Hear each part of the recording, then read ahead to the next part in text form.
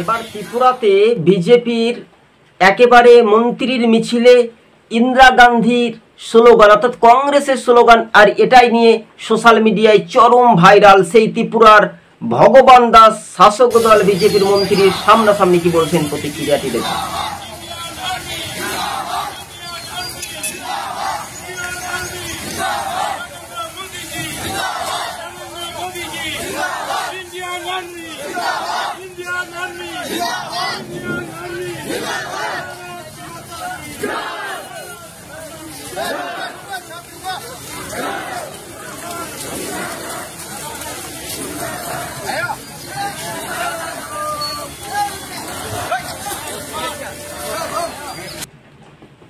হ্যাঁ দর্শক বন্ধুগণ, আপনারা এতক্ষণ বক্তব্য বা প্রতিক্রিয়াটি শুনতে পেলেন।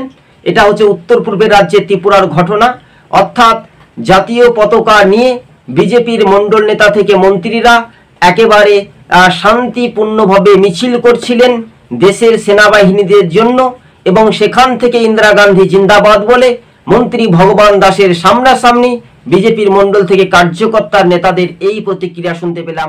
আপনারা অবশ্যই কমেন্ট বক্সে জানান।